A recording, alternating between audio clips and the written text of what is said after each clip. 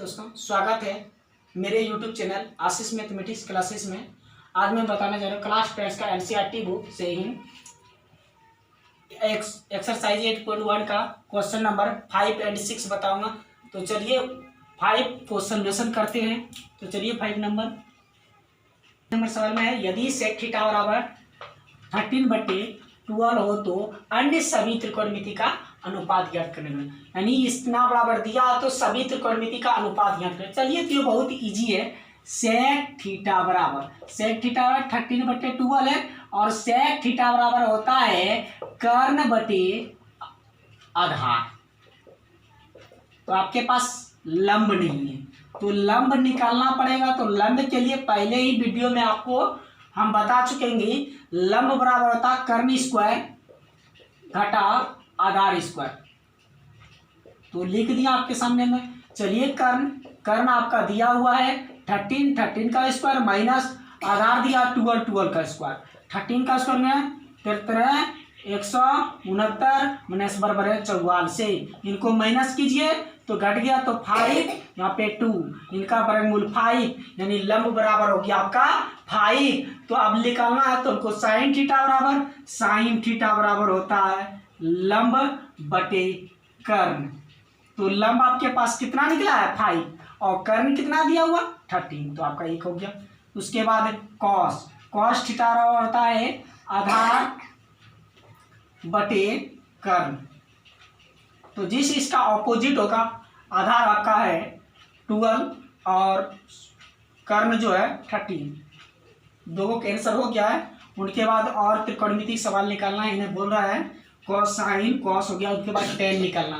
तो tan theta बराबर होता है आपका टेन थीटा बराबर लंब बटे आधार होता है। चलिए लंब भी हम निकाल चुके हैं 5, तो 5 लिख दिए। आधार आपका यहाँ है 12 लिख दिए। उनके बाद कॉट थीटा बराबर होता है आधार बटे लंब। तो आधार अभी यहाँ पे 12 दिया हुआ है, लंब 5। उसके बाद सेक थीटा, तो सेक तो निकला हुआ है, सेक तो निकालना नहीं। उसके बाद कोसेस निकालना है। कोसेस थीटा बराबर होता है साइन का अपोजिट। तो साइन का अपोजिट है क्या कर्ण बटे लंब। तो चलिए कर्ण बटे लंब दे कर्ण आपका देखिए यहाँ 13 है, 13 लंब 5 है 5, यानी एक आंसर ये, एक आंसर ये आपका हो गया, एक आंसर ये और 2 आंसर यहाँ पे। तो चलिए फिर नेक्स्ट क्वेश्चन देखते हैं। में कह रहा है यदि कोण ए और कोण बी न्यून कोण तो हो जहां cos A बराबर cos B हो, तो दिखाइए कि कोण A बराबर B है या नहीं। तो कोण B और A का न्यून कोण, तो न्यून कोण A B का न्यून कोण यानी 90 से छोटा होगा, तो 90 से छोटा बना दिए। ये तो C हो गया समकोण, यानी A B जब न्यून कोण बोलेगा तो B C का समकोण होबे करेगा ऑटोमेटिक। तो आपका दिया हुआ है क्या दिया हुआ है cos A is equal to cos B, और इसमें दिखाना है यानी सिद्ध करना है, क्या सिद्ध करना है कि कोण A बराबर कोण B, यानी ये दोनों कोण आपस में बराबर है या नहीं। तो चलिए हल करते हैं। हल लिख दिए। तो यहाँ पे हम पहले cos A बराबर निकाल लेते हैं। cos A कर रहा है यानी इन्हें सीधा वाला लंब होगा, ये आधार होगा, कर्ण तो चेंज नहीं होता, पहले से बताते हैं। तो cos थीटा होता है आधार बटे कर्ण।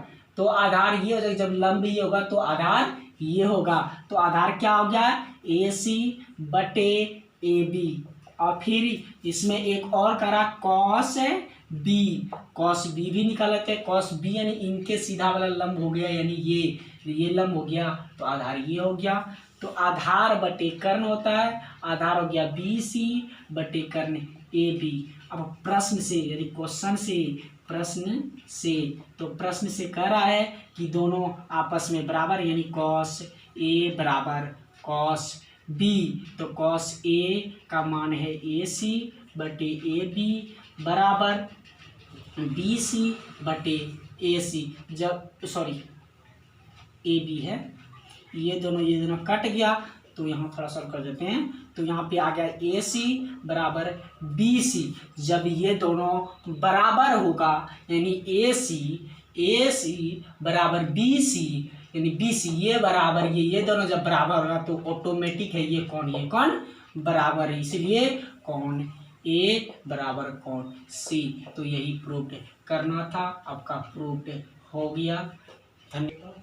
सॉरी दोस्तों, यहाँ पे मिस कर दिए हैं हम, यहाँ पे बी है पे लेकिन सी लिख दिए, कोई दिक्कत नहीं है, मिस से लिखा जाता है। ठीक है।